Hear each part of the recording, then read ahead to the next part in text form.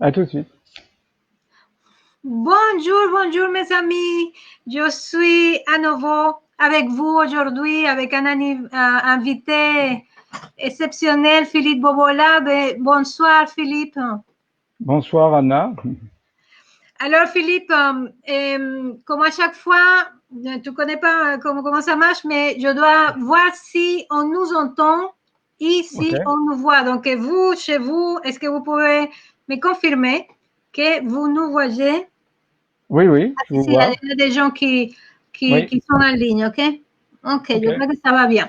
Alors, donc, je vais rappeler comment ça se passe. On va être à plus ou moins 40 minutes avec Philippe Bobola. Je vais le présenter tout de suite. Et si vous avez des questions, je vous invite à me les poser tout de suite parce que ça va aller très vite. Et Philippe a plein de choses à nous raconter et après, il y a plus de temps pour les questions. Alors, qui est Philippe, qui est Philippe Bobola? Philippe, tu as fait un doctorat en physique et en biologie. J'ai perdu mes notes, mais bon, je le dis de tête. Tu as fait un doctorat de physique, de biologie. Tu es anthropologue, tu es psychologue, Le psychanalyste, oui. psychanalyste. Je ne sais pas si j'oublie quelque chose. Non, ça va. Ça va, ça va, ça va. Alors, Philippe, aujourd'hui, on voulait parler du temps, parce que ce moment, on a l'impression que un moment, pendant le confinement, on a vécu quelque chose d'un peu extraordinaire. Le temps s'est un peu arrêté pour la première fois, peut-être de toute notre vie. Il s'est ralenti, il s'est pas arrêté.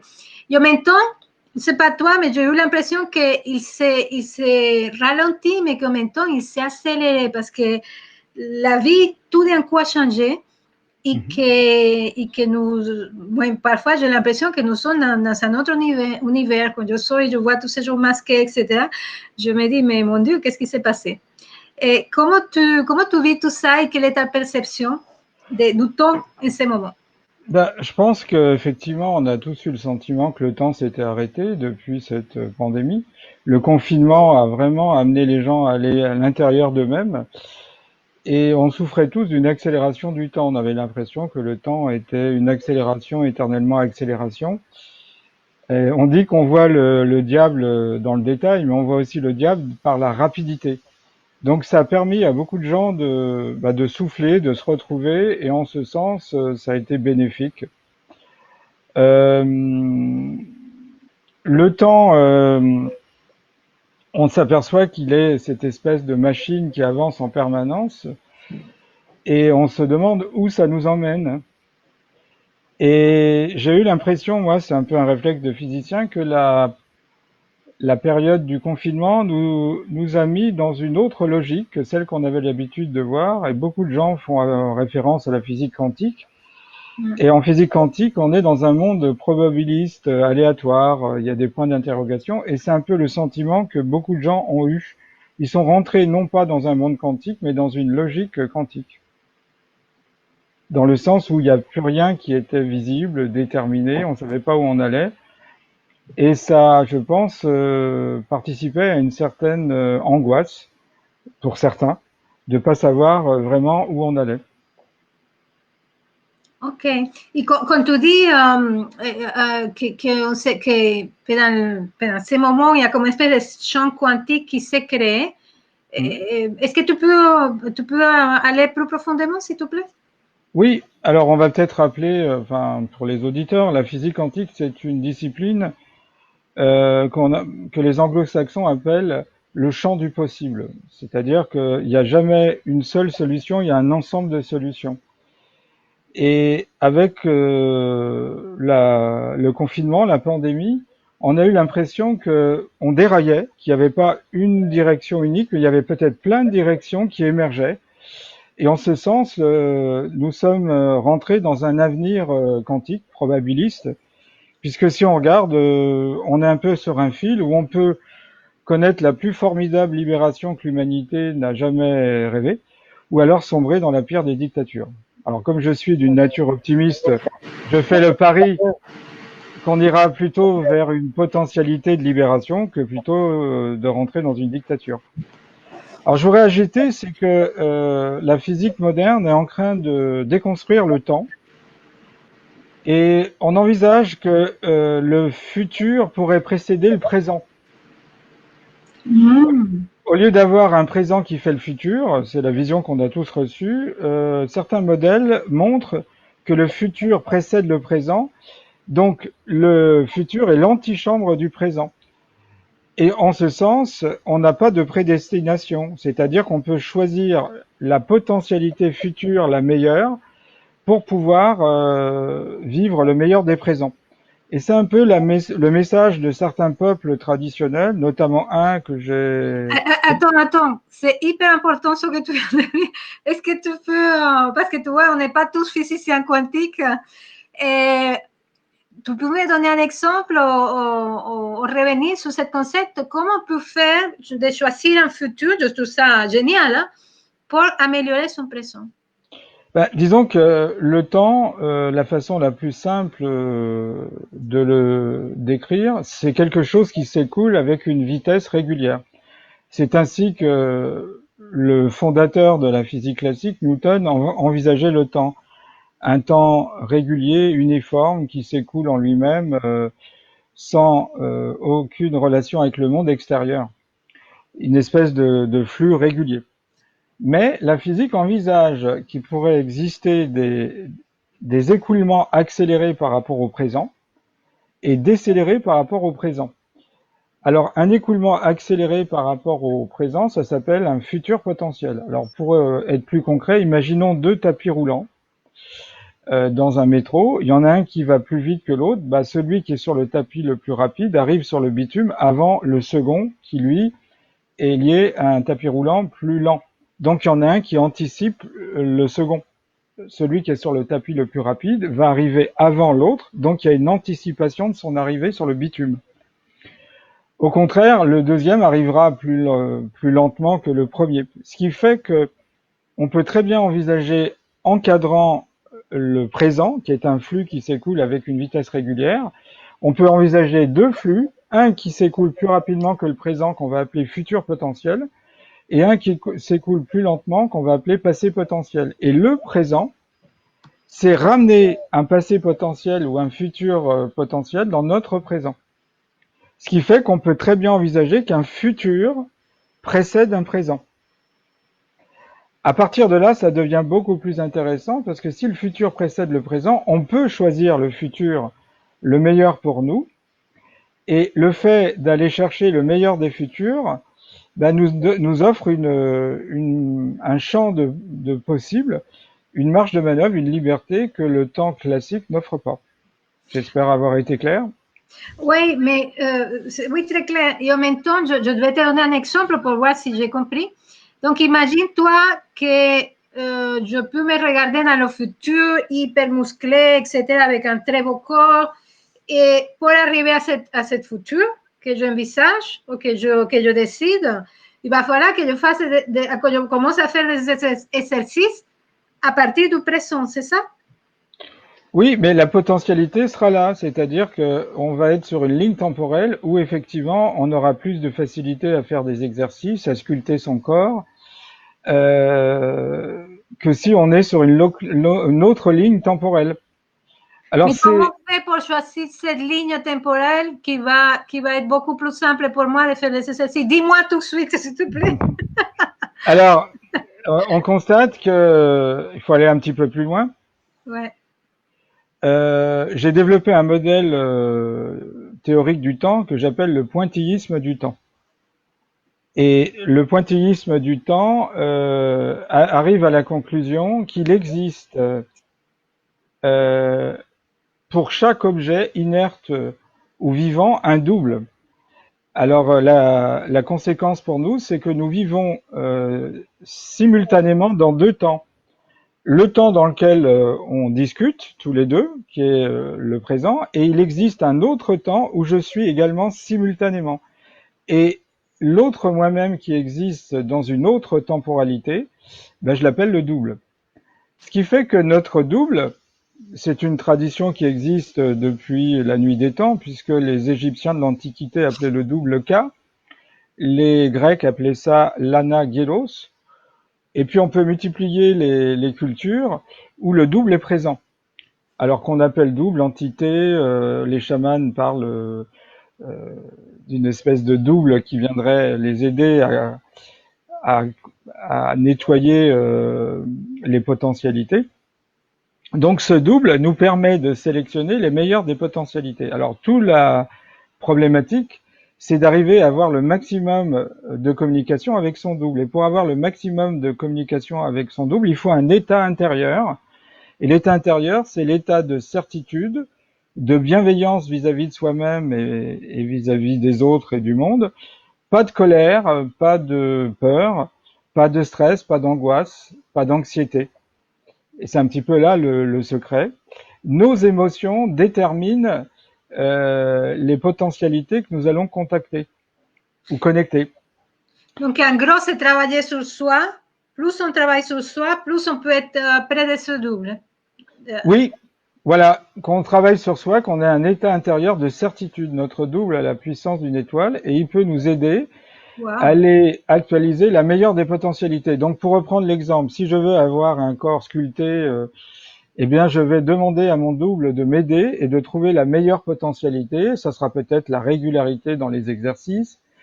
Ça sera de rencontrer quelqu'un qui sera un beau coach pour moi. Et à ce moment-là, je vais avoir une trajectoire facilitée quand j'ai l'aide de mon double qui va me permettre de sélectionner la meilleure des potentialités. Alors cette vision où finalement on substitue à un seul temps deux temps, ben c'est la vision des peuples traditionnels. Par exemple, les peuples de la Sierra Nevada Santa Marta en Colombie, ils disent que à notre présent est associée une autre temporalité qui s'appelle Aluna. Et Aluna, c'est le réservoir des potentialités. Et ils disent que actuellement, Aluna est très polluée et il faut dépolluer cette Aluna, cette autre potentialité, grâce à nos doubles. Et pour ça, il faut beaucoup de bienveillance pour le monde, pas de colère, pas de peur, pas de stress, pas d'anxiété. Il faut ciseler ses émotions et ses pensées, et c'est la condition nécessaire pour qu'on ait le maximum d'aide dans notre double. Ce qui fait que, pour les gens qui s'intéressent à la psychologie, ce que Anne Hanselin Schustenberger a découvert, c'est-à-dire les mémoires inter- et transgénérationnelles, prend un sens. Par exemple, moi, je peux être en lien... C'est ça? Oui, une approche systémique, une approche familiale, des gens qui peuvent avoir une connexion avec des potentialités d'un de leurs aïeux et souffrir de problèmes qui ne les concernent pas. Et quand ils se détachent de ces potentialités, bah, leur vie s'améliore. C'est ce qu'on appelle les mémoires inter ou transgénérationnelles. Inter, c'est quand on est dans la famille, et transgénérationnelles, on peut remonter à plusieurs générations. Et peut-être que dans ces générations, il y a un aïeul qui nous a légué une potentialité qui nous embête. Alors ça, c'est le côté passé, mais il y a aussi le côté futur. Alors les Sumériens, donc Sumer, c'est l'actuelle région de l'Irak, 5000 ans avant Jésus-Christ, disaient, on trouve ça écrit sur une tablette sumérienne, ce n'est pas parce que de nuages se rencontrent qu'il va pleuvoir, mais plutôt il va pleuvoir, donc deux nuages se rencontrent. Ah, j'aime bien ça. C'est super. Voilà. C'est pas parce que je n'ai pas l'argent pour réaliser un projet que ce projet ne va pas se faire. Mon projet, j'y tiens. Et donc viendra à moi l'argent, le partenariat, tout ce qui est nécessaire pour que mon projet puisse se faire. Et donc, voilà, c'est un principe vital, plus qu'une technique de développement personnel, qui nécessite simplement la confiance. Alors, l'avantage de prendre conscience que nous avons un double, c'est qu'on regagne de l'estime de soi, on n'est plus seul, on devient un partenaire de son double, il nous aide comme nous l'aidons, et donc à ce moment-là, bah, on peut très bien envisager les suites de ce déconfinement, de cette pandémie, avec toutes les conséquences qui peuvent survenir, avec un autre rapport au temps, et envisager que finalement l'humanité peut choisir la meilleure des potentialités. Et là, effectivement, il y a toutes les raisons d'être optimiste. Ok, bon, je t'avoue que, ok, pour les personnes qui n'ont jamais rentré en contact avec son double, qui ne l'ont jamais appelé, est-ce que la première chose, c'est déjà de prendre conscience de lui et de l'appeler quelque part, comme certains Oui, font oui, avec les anges et tout ça. oui, oui, bien sûr, c'est ce que j'amène les gens à faire dans les formations. La première chose, c'est de prendre conscience qu'ils ont un double, et assez rapidement, les gens s'en rendent compte. Notre double se manifeste pendant les rêves. Il nous glisse dans nos rêves des informations qui nous permettent dans la journée d'aller chercher les meilleures des potentialités. On s'aperçoit qu'on a un double dans des états de conscience modifiés. La méditation peut nous faire prendre conscience de l'existence de ce double. Il y a plein de possibilités de contacter son double. Tout à fait. Et une fois que le contact est fait, et ben à ce moment-là, ça devient un partenaire de vie. C'est comme l'hygiène que nous mettons dans notre vie, se laver les dents, prendre une douche. On a besoin d'une hygiène temporelle pour avoir la meilleure des potentialités dans notre vie. Et alors c'est intéressant parce que finalement, ça dégage une philosophie que j'appellerais l'égoïsme altruiste. C'est-à-dire, on doit s'occuper de soi parce que en s'occupant de soi, on est mieux, on rayonne, et en rayonnant, on aide à l'équilibre de la planète. Plutôt que d'aller plutôt dans l'aide de la collectivité, en s'oubliant. Là, on est obligé de mettre au centre de son travail personnel soi, et en travaillant sur soi, on aide la planète à s'équilibrer. Et donc, on est gagnant à la fois individuellement et collectivement. Ok, y tu disais tout à l'heure quelque chose qui m'a vraiment impacté, c'est que notre double a la puissance d'une étoile. Est-ce que tu peux aussi nous parler de ça? Oui, on trouve cette notion chez des grands auteurs comme Platon qui disait que le Créateur a créé autant d'âmes que d'étoiles, et celui qui vit bien le temps qui lui est accordé retournera vers le séjour de son étoile conjointe. Pour les Grecs de l'Antiquité, chaque individu était lié à une étoile. Alors plutôt que de dire comme dans la religion catholique, tu es poussière et tu redeviens poussière, on devrait dire tu es lumière et tu redeviendras lumière. Donc il y a la notion, voilà, voilà, il y a la notion que nous avons associée à nous une lumière, et d'une certaine façon, après on rentrerait dans des détails techniques, mais notre double est une étoile. Il est plus lumineux que nous, donc nous avons tous une étoile gardienne, comme on pourrait parler d'ange gardien. Cette Ah étoile, oui, c'est ça que j'allais te demander. Est-ce que notre double, c'est ce fameux ange gardien? non, c'est différent. Ok. Notre double nous aide à pouvoir contacter d'autres entités qui sont dans d'autres temporalités, telles que les anges, les archanges, les chérubins, dans l'angéologie catholique. Voilà. Et puis il y a d'autres traditions. Il y a l'angéologie kabbalistique, l'angéologie arabe, etc. Donc notre double, c'est ce qui nous permet d'avoir accès à d'autres temporalités, mais il existe en dehors des temporalités de notre double encore d'autres temporalités qui s'écoulent plus lentement, dans lesquelles on trouve les anges, les archanges, etc. Ce qui fait que si on regarde la hiérarchie d'écoulement du temps, nous sommes, nous, dans un temps qui s'écoule plus rapidement que notre double. Et quand on est dans un temps qui s'écoule plus rapidement, eh bien, on est plus sombre. Notre double, qui est dans un temps plus lent que nous, est plus lumineux, mais notre double est moins lumineux que l'ange, qui est dans un temps encore plus ralenti, ou l'archange, qui est dans un temps encore plus ralenti que l'ange, etc. Ce qui fait que si on revient à ce qu'on disait, chaque humain a un double. Ce double est plus lumineux que nous, et ce double, on peut le comparer à une étoile. Donc, comme le dit Platon, le Créateur a créé autant d'âmes que d'étoiles, autant d'individus que d'étoiles, puisque à chaque individu correspond son double. Et celui qui vit bien dans le temps qui lui est accordé retournera vers le séjour de son étoile conjointe, c'est-à-dire que ça laisse supposer qu'à un moment donné, à la mort, on refusionne avec notre double pour former l'unité qui était la nôtre avant l'incarnation. Donc avant l'incarnation, il y a une unité. Cette unité s'est divisée en deux. Nous sommes dans une partie de cette unité, dans l'incarnation sur Terre, et il y a une autre partie de nous qui est dans un temps qui s'écoule plus lentement. Donc, comme disait Pythagore, le monde est le commencement de la moitié, ou le monde est la moitié d'un tout. Donc, nous sommes la moitié de cette unité de départ. Voilà. Merci. Tu sais, quand tu as dit qu'à la mort, on refusionne avec son double, j'ai senti une grosse émotion qui me montait comme ça, que je n'attendais pas du tout. C'est peut-être mon double qui me... Oui, qui se manifeste. Et donc, le but d'une vie réussie, c'est de pouvoir refusionner avec son double pour reformer l'unité de départ.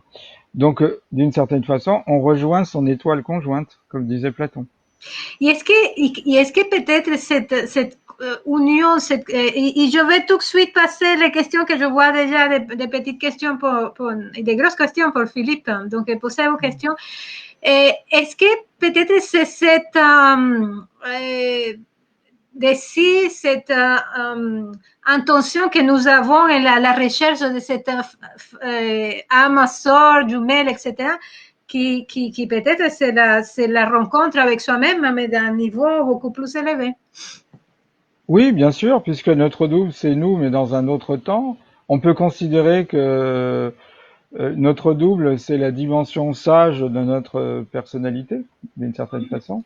Mon moi élevé, on peut dire le soi supérieur. Bah, on peut dire un soi supérieur. Il a de la sagesse, notre double, il a du discernement, il a une capacité à aller sélectionner les meilleures des potentialités parce qu'il est plus proche du principe créateur. Et en ce sens, il a le doigté nécessaire pour aller chercher le meilleur pour nous deux.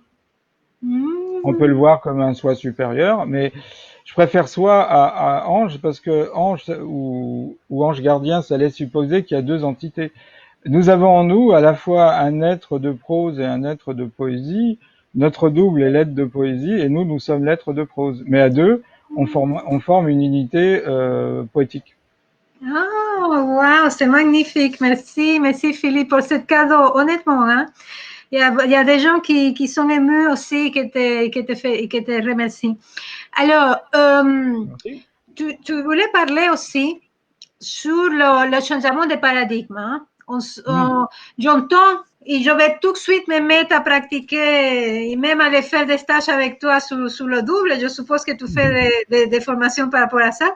Oui, oui. Voilà. Et en même temps, tu voulais parler du changement de paradigme.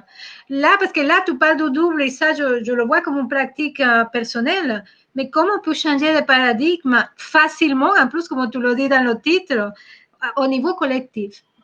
Ben, je crois que la pandémie nous a montré la faillite de nos élites, l'échec d'avoir une, euh, une élite qui est plutôt basée sur une approche analytique et non pas sur une approche globale.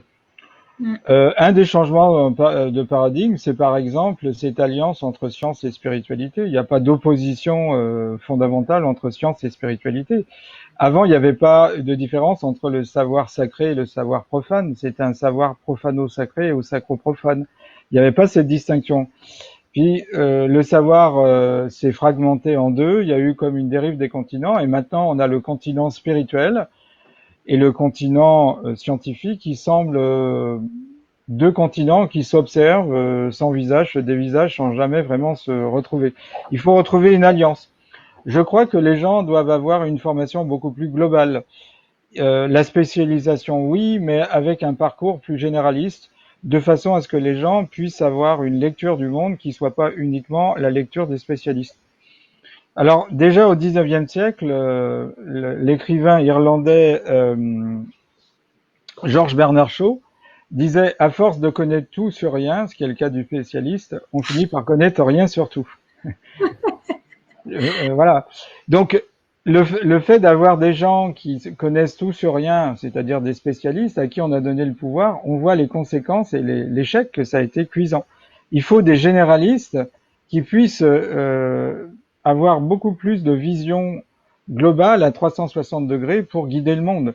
Les gens analytiques sont plus capables de réparer la voiture, si on considère le monde comme une voiture, plutôt que de la conduire. Il faut sélectionner une nouvelle forme entre guillemets d'élitisme, même si je n'aime pas trop ce mot, qui soit plus basé sur l'intuition. Je crois que c'est la fin d'une certaine forme de dictature scientifique au profit de gens plus artistiques, plus intuitifs, qui ont l'avantage d'avoir une vision beaucoup plus pénétrante du futur plutôt que les analystes qui, eux, peuvent nous donner une vision à courte durée, mais qui sont souvent incapables de nous donner une vision à longue durée. Or, ce dont nous avons besoin en cette sortie de confinement, c'est plutôt une vision beaucoup plus pénétrante et à longue durée que la vision des spécialistes.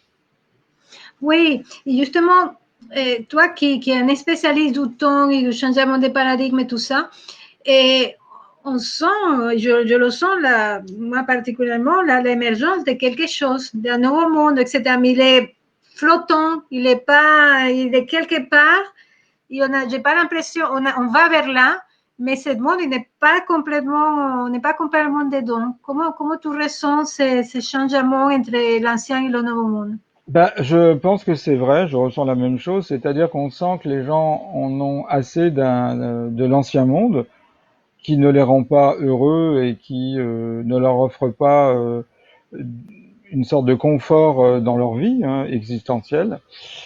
Je crois qu'il faut vraiment visualiser ce nouveau monde et, et le faire venir, quoi. Ce nouveau monde, il doit véhiculer des valeurs. Donc moi, j'amène les gens, quand ils parlent du nouveau monde, à rechercher les valeurs qui seraient pour eux les meilleures dans ce nouveau monde. Quelles valeurs on voudrait voir triompher en quelque sorte. Alors il y en a pour qui les valeurs, c'est des valeurs de réciprocité, d'échange, de partage des connaissances, de justesse. Il y en a qui cherchent des valeurs humanistes, d'autres des valeurs d'amour. Mais il y a plein de choses à incarner pour que le nouveau monde arrive. Ça paraît logique, si le futur précède le présent, bah, il faut que le nouveau monde soit déjà présent dans le futur. Et donc il faut que les gens, en groupe, dessinent ce nouveau monde et soient d'accord. Il y a une espèce d'accord de réalité. Sinon, effectivement, ce monde, il n'est pas encore assez dessiné pour s'incarner. Bah, c'est ça le problème, c'est que, alors, avant de continuer, est-ce que vous pouvez cliquer sur j'aime ou sur j'adore, etc. Parce que comme ça, l'interview va être beaucoup plus vue. Il y a déjà 250 personnes qui sont connectées. Et en même temps, vous voyez la qualité de l'échange que nous sommes en train de faire avec Philippe pour que cet échange soit vu par beaucoup plus de monde. Aidez-nous en cliquant sur j'aime, sur j'adore, sur ce que vous voulez. Alors, ce que je te disais, c'est que la difficulté, c'est qu'on n'est pas tous d'accord sur le nouveau monde. Comment faire descendre ces réalités possibles si il y a tellement de visions différentes? Bah oui, mais quand on parle avec des gens qui essayent de faire émerger des valeurs, il y a quand même un consensus qui émerge. Je crois que les gens en ont vraiment assez de, par exemple, d'une dictature économique. Ils ont envie d'autres valeurs. Ça, c'est des valeurs partagées. Je crois que les gens ont envie d'un monde plus juste et non pas un monde basé sur la fracture sociale. Il y a des gens qui ont besoin de partage de connaissances. Donc, on a beaucoup plus de points communs qu'on ne l'envisage. Alors après, effectivement, il y aura et c'est plutôt sain parce qu'il faut une biodiversité comme en écologie, que des valeurs différentes puissent s'exprimer. Mais en gros, il faut trouver le noyau dur. Bah, d'une certaine façon, on va dire, l'économie nous a imposé un monde bien dessiné, bien précis, et nous, on n'a pas su dessiner le contre-monde qui aurait pu s'opposer au monde envisagé par les financiers. Alors, c'est à nous de dessiner ce contre-monde qui soit basé sur des valeurs communes. Et je pense qu'on peut trouver largement des valeurs communes, hein. Il y aura toujours des différences, mais il y aura surtout des convergences. Ok. Alors, je reviens à parce que tu disais dans ton titre, et rappelez-vous de cliquer sur j'aime ou j'adore, au cas où vous êtes tellement obnubilé par la conversation que vous avez oublié. Cliquez, s'il vous plaît. Alors, tu disais, tu m'as proposé le titre changeant de paradigme rapidement et facilement. Comment tu vois concrètement ce changement de paradigme facilement parce que au moins d'appeler le double Bah, je pense que oui, il faut appeler son double. C'est lui qui va être l'accélérateur de ce changement.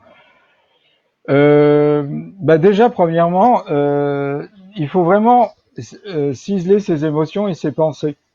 Non, mais oui, ça c'est à niveau personnel, mais je te parle au niveau collectif. comment changer de paradigme au niveau collectif. Je pense que c'est en changeant individuellement qu'on arrivera à changer la collectivité. Ce qu'on voit, c'est qu'il faut pas forcément une masse critique, il faut une information critique. C'est pas la même chose. La masse critique, c'est une notion qui vient de la physique nucléaire. C'est la masse d'uranium fissible qui est nécessaire pour faire une bombe thermonucléaire. L'information critique, c'est autre chose. Alors, on s'est rendu compte que quand 1% d'une population se faisait de la méditation transcendantale, c'est réciter des mantras, selon les traditions védiques indiennes, on pouvait changer une communauté. Si 1% d'une ville se met à pratiquer la méditation transcendantale, on fait baisser la criminalité. C'est la même chose si on fait de la méditation hyper transcendantale, c'est-à-dire qu'on fait beaucoup d'heures par jour de mantra, c'est racine de 1%. Et une étude qui a été menée aux États-Unis montre que pour changer les orientations politiques d'une ville, il faut 3,5%. Donc, vous voyez, avec 3,5% d'un État américain, on peut changer l'orientation politique. Donc, ici en France, par exemple, on est 60 millions, plus ou moins, et ça sera 900 000 personnes, c'est ça? Oui, il faut calculer. Si vous calculez pour la Terre, c'est pas si énorme, mais il faut qu'il y ait une cohérence. Racine de carré de 7 milliards, si vous calculez, on est aux c'est la alentours. racine carrée, c'est pas 1%. Ok. Je répète, hein, 1%, c'est quand on essaye de faire de la méditation transcendantale. Okay. Si on fait de la méditation hyper transcendantale, c'est racine de 1% de la communauté, alors que dans la méditation transcendantale, c'est 1%. Et en dehors de la méditation, quand un petit groupe de gens veulent changer les lois dans un État aux États-Unis, 3,5% des gens suffisent. Donc on voit bien 1%, racine de 1%, 3,5%, on n'est pas dans la masse critique, on est dans l'information critique. Alors ce que nous montrent les neurosciences, c'est pour répondre à la question, c'est que l'émotion précède la pensée. C'est-à-dire si on est dans des émotions de peur, on aura des pensées de peur. Si on est dans des émotions de colère, on aura des pensées de colère. Et émotions de peur et de colère, ça crée de mauvaises potentialités, si je puis dire. Ça limite la connexion avec notre double. Donc ce qu'il faut essayer de faire pour changer la collectivité, c'est de contacter des émotions qui vont entraîner des pensées qui sont propices à un échange intense avec notre double. Et à ce moment-là, on pourra changer la collectivité. Ok, magnifique. C'est comme une dilution homéopathique, c'est-à-dire que si vous avez compris l'homéopathie, on n'est pas besoin d'avoir une grosse concentration d'un produit, d'un principe actif. On peut très bien avoir des dilutions au 1 milliardième ou même plus et arriver à avoir une action au niveau du corps. Donc c'est la même chose. Est-ce qu'il faut 50% de la population mondiale pour changer de paradigme, ou il faut une qualité d'un petit noyau de gens pour changer le paradigme? Alors en science, on appelle ça des clusters. C'est-à-dire, si on prend une casserole d'eau et on la met sur une source de chaleur, évidemment, la température va monter et il apparaît des petites bulles de gaz dans une majorité de liquide, puis les petites bulles vont fusionner. Puis les moyennes bulles qui viennent de cette fusion vont fusionner pour donner des grosses bulles, et à un moment donné, la totalité de l'eau se transforme en vapeur. C'est ce qu'on appelle une transition de phase ou une transition liquide-vapeur. Et on constate que les petits domaines gazeux, plus ils arrivent tôt, plus ça va accélérer l'émergence d'autres petits domaines de gaz qu'on appelle en anglais des clusters. Donc si chacun à son échelle fait ce qu'il faut intérieurement, ça va créer les conditions de petits clusters qui vont accélérer l'arrivée d'autres clusters, et à un moment donné, l'ensemble des petits clusters va amener la collectivité à changer. C'est évident. C'est vraiment évident, merci. Alors, je vais chercher quelques questions, mais pendant ce temps-là, je vais te laisser parce que tu m'as raconté. On ne peut pas parler de ça, mais je trouve intéressant d'en parler. que tu as trouvé un remède pour le Covid-19. Est-ce que tu veux parler de ça ou je te prends dans un sujet que tu ne voulais pas parler? Non, non, je peux dire, c'est dans la lignée. Donc moi, je suis en collaboration avec un médecin qui s'appelle Laurent Schwartz, qui est un cancérologue, et on a utilisé le bleu de méthylène. Alors pour les auditeurs les plus âgés, ils ont forcément entendu parler du bleu de méthylène. C'était un désinfectant qu'on utilisait, c'était le désinfectant de nos grands-mères. Et le bleu de méthylène permet d'avoir le même effet que l'hydroxychloroquine. Donc on a plein de remèdes en dehors de ceux proposés. Alors on a l'hydroxychloroquine associée à l'azithromycine, le bleu de méthylène. Il y a également l'azithromycine seule sans l'hydroxychloroquine. On a l'artémisia annua. Donc on a des remèdes naturels et peu coûteux qui permettraient de, quand ils sont pris le plus rapidement possible dès les premiers signes, d'éviter tous les morts qui ont eu lieu pendant cette pandémie. Sur des gens qui étaient souvent âgés, puisque la moyenne d'âge c'était entre 79 et plus de 80 ans, polypathologiques et polymédiqués. Donc on a une pandémie qui n'est pas si terrible que ça, puisqu'on a un taux de mortalité de 0,5%, ce qui est à peu près le taux de mortalité d'une grippe saisonnière. Par contre, il y a eu beaucoup de peur véhiculée par les médias. Il y a encore beaucoup de peur. Et donc, chaque année, on avait entre 10 000 et 12 000 morts de la grippe. Et on n'avait pas du tout orchestré la peur comme les médias l'ont orchestré et qui continuent à orchestrer. Donc, quelqu'un qui a peur de mourir et qui a une grippe peut mourir plus de la peur que de la grippe. Donc, il faut vraiment se rassurer. On a des remèdes naturels qui permettent de soigner les symptômes du Covid-19. Et donc, on aurait pu vraiment éviter tout ce qui a été fait et qui s'avère plus néfaste au niveau économique et peu efficace, parce que si on prend par exemple Taïwan, qui a décidé de fermer ses frontières dès le début de la crise, et ils ont 7 morts pour 23 millions d'habitants, et la Suède, qui a décidé de pratiquer la quarantaine plus que le confinement, a 188 morts par million d'habitants, alors que la France, suivant les régions, on a 600 morts dans le Grand Est, 500 morts à Paris, et en moyenne, on a plus de 400 morts par million d'habitants. Donc le confinement n'a pas été probant, avec les conséquences que ça entraîne. Voilà. Donc ces remèdes sont très encourageants. D'ailleurs, pour fabriquer l'hydroxychloroquine, on part du bleu de méthylène. Généralement, quand on fabrique une molécule, on a des réactifs précurseurs. Et dans le cas de l'hydroxychloroquine, c'est le bleu de méthylène. Alors l'hydroxychloroquine est utilisée depuis 30 ans. Il y a plus d'1 milliard de gens qui ont utilisé l'hydroxychloroquine et avec peu d'effets secondaires. Donc voilà, on utilise l'hydroxychloroquine pour le paludisme. Et dans les zones impaludées, on n'a pas eu des effets secondaires importants, quoi. Je crois qu'il faut avoir une lisibilité économique de ce qui se passe. Le prix d'une boîte de Plaquenil hydroxychloroquine proposée par Sanofi, c'est à peu près 4,50 €, 4,70 €, alors que tous les antiviraux comme le Kaletra ou le Remdesivir sont des produits qui sont à plus de 300 € la boîte et qui n'ont pas du tout le même prix, quoi, et qui ont eux aussi des effets secondaires qu'on a cachés. Faites votre compte. Je crois que tout est dit, hein. Tout est dit. C'est un choix, je crois que c'est effectivement un choix économique. Alors, Philippe, pour finir, je crois que j'ai traité tout. Ah oui, il y avait quelqu'un qui parlait le double, la dualité. Est-ce que c'est la même chose disons que vous allez comprendre, notre double, lui, il peut pas avoir accès au présent. Il a accès à tous les passés potentiels et tous les futurs potentiels. Et nous avons accès au présent, c'est-à-dire que quand on est incarné, on peut agir sur la matière, et quand on est dans une autre temporalité, on ne peut pas agir sur la matière. Mais on a accès à tous les passés et tous les futurs, on a accès à l'information.